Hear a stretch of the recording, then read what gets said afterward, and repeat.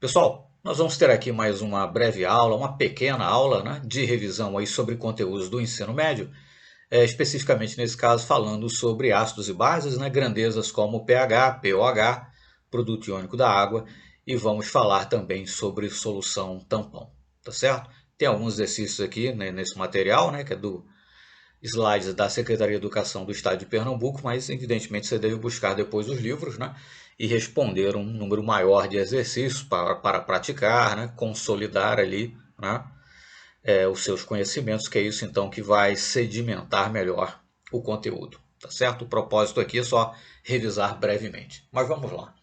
Primeiro, nós precisamos definir, né, o que sejam ácidos e bases. A definição mais antiga ainda em voga é a definição de Arrhenius, né? Ácidos liberam apenas íons H+, como o cátion, e bases liberam OH-, como o ânion, né? E isso nos leva àquela célebre equação, reação, né? Ácido mais base igual a água e sal, que é a reação de neutralização. O problema, né, como o colega aí que elaborou os slides colocou, enfim, não é um problema, é uma limitação, né? A definição de Arrhenius está limitada às soluções aquosas, tá certo? Você vai também encontrar a definição que ácido é uma espécie quando dissolvida em água, libera íons H+, base, libera íons OH-. Bom, definição de Bronsted-Lowry, né? Ácidos são espécies doadoras de prótons e bases, por sua vez, são espécies aceptoras ou receptoras de próton, tá certo? E aí então nós vamos ter o estabelecimento de um equilíbrio, né? Muitas vezes, e nós vamos ter então, quando falarmos em ácidos fracos e bases fracas, estaremos utilizando em essência a definição de Bronsted-Lowry, né? E aí nós teremos o famoso par conjugado ácido-base, né? Quanto mais forte for o ácido, mais fraca a sua base conjugada e vice-versa. Definição de Lewis, né? Bases são espécies doadoras de par de elétrons, ácidos são espécies receptoras ou aceptoras, né, de par de elétrons, né? Bom, vantagens. A definição de Lewis é um tanto mais abrangente, né? Ácidos e bases de Lewis não precisam necessariamente, né, conter prótons, né? Evidentemente é uma definição mais abrangente, né, mais geral que a definição de Bronsted-Lowry, também mais abrangente, por certo, que a definição de Arrhenius, né? E não tem nenhuma limitação, né, no que diz respeito aí a solvente, fala em doação e recepção de par de elétrons. Bom, equilíbrio iônico em solução aquosa, né? Começamos aí falando da altionização da água, né, que se dissocia em íons H+, ou, perdão, em H+ e OH-, né? Você pode representar aí duas moléculas de água produzindo um H3O+ e um íon OH-, ou uma molécula de água produzindo, né, um íon H+ e um íon OH-, tá certo? Se estabelece um equilíbrio químico, né, entre a forma ionizada e a não ionizada da água, sendo que a forma não ionizada é a que predomina, né? É a que predomina. E quanto haverá em solução da forma ionizada, né, íons H+ e OH-, vai depender da temperatura. Mas enfim, a constante de equilíbrio nesse caso nós escrevemos como de resto se escreve toda e qualquer constante de equilíbrio, produto da concentração molar dos produtos dividido pelo produto da concentração molar dos reagentes. O reagente, nesse caso, entre aspas, é água, mas como a concentração de sólidos e líquidos puros, né, é constante, né, isso não vai aparecer, a concentração da água não vai aparecer na expressão da constante de equilíbrio, porque na verdade ela já está embutida, né, a concentração da água já está embutida na própria constante de equilíbrio, que no caso da água é Kw, né, que a 25 graus Celsius tem um valor de 10 a menos 14. Né? Na água pura, a concentração de íons H+ e OH- são iguais a 10 a menos 7 mol por litro a 25 graus Celsius, bem entendido, de forma tal que o produto iônico da água, a constante, né, de autoionização da água, que já inclui o valor da concentração molar da água, que é constante, enfim, né, é a 25 graus Celsius igual a 10 a menos 14. Né? E é por isso que, inclusive, a escala de pH vai de 0 a 14.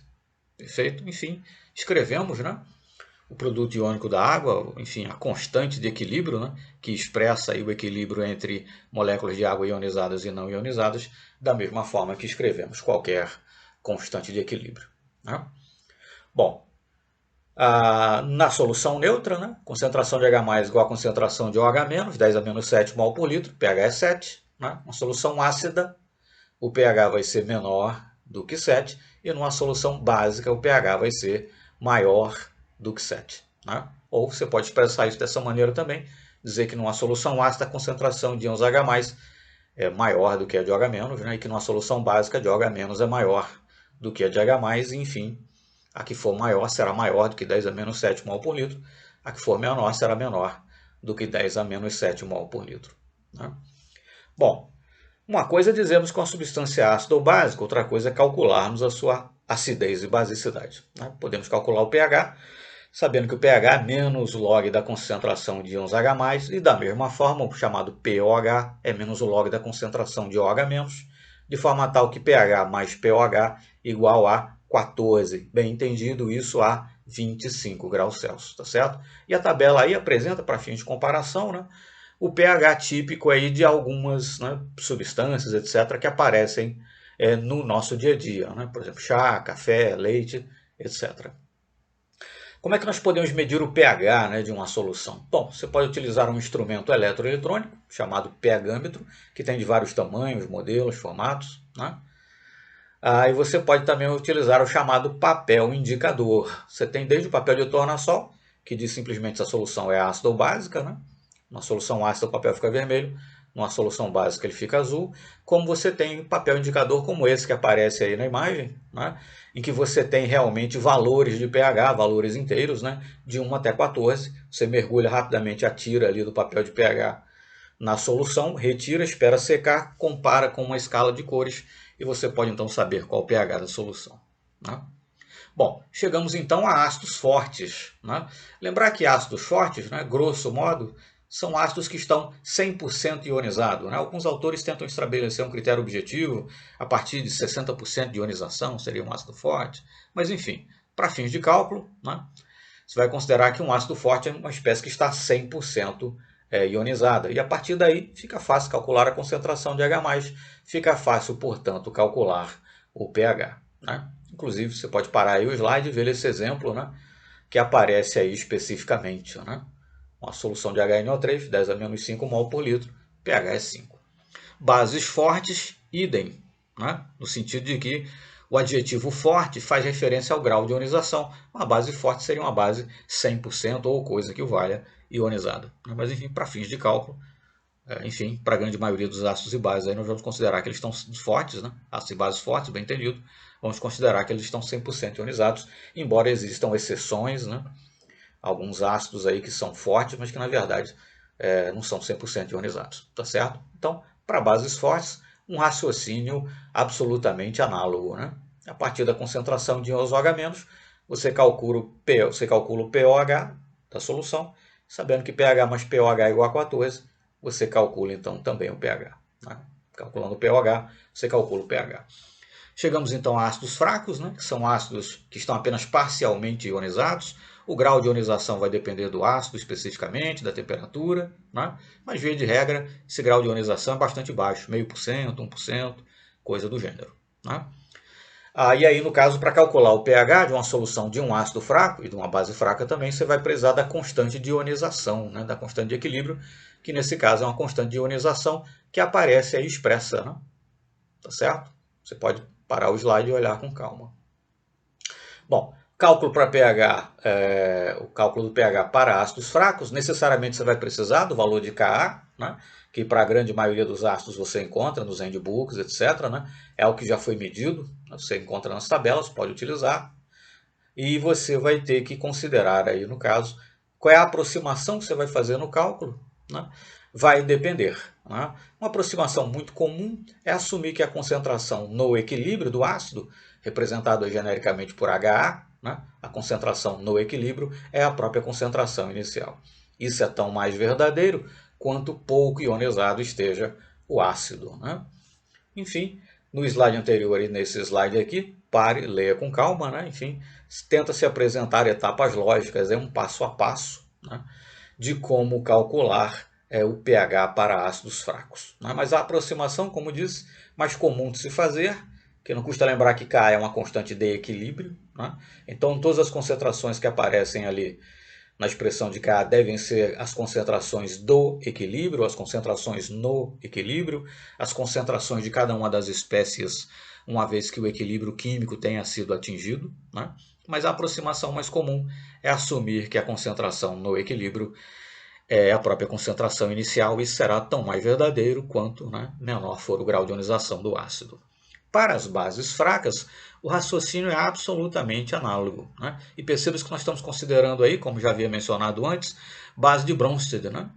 A amônia, por exemplo, dissolvida em água, recebe um próton da molécula de água, formando o íon NH4+, e você fica com um excesso de OH- em solução, e por isso, então, né, que a solução daquilo que se convencionou chamar de hidróxido de amônio é uma solução básica, né? Na verdade, a amônia é dissolvida em água, né? A amônia é uma substância polar, a água é uma substância polar. A amônia é apreciavelmente solúvel em água. Bom, e aí nós chegamos então às propriedades das soluções salinas, né? A solução de um ácido forte ou fraco será uma solução ácida. Uma solução de uma base forte ou fraca terá um pH básico, né? Mas e a solução de um sal? Bom, aí depende, né? Aí depende. E aí, então, vale a pena você parar, né, o slide e ler com calma, né, o passo a passo, né, das informações, né? Mas, enfim, o ânion, né, que seja a base conjugada de um ácido fraco, né, vai receber próton quando dissolvido em água, de forma tal que a solução dessa espécie, de um sal dessa espécie, será uma solução básica. Recebe próton da molécula de água, fica um excesso de OH- em solução. Um exemplo típico, por exemplo, acetato de sódio, né? Bom, e as soluções tampão, por sua vez, são soluções que sofrem pequena variação no valor do pH. Pequena variação no valor do pH. Quando você acrescenta ácidos ou bases, né? Um tampão ácido geralmente é preparado utilizando um ácido fraco, um sal desse ácido fraco, e um tampão básico é preparado geralmente utilizando uma base fraca e um sal dessa base fraca, né? A equação que aparece no slide anterior, inclusive, enfim, a equação de Henderson-Hasselbalch nos permite calcular, né, qual é o pH de uma solução tampão, tá certo? E aí, então, já nos aproximando aqui do final, vamos falar um pouquinho sobre indicadores, né, de pH, tá certo? Enfim, faz-se aí uma digressão histórica, né, acerca dos trabalhos de Ostwald, etc.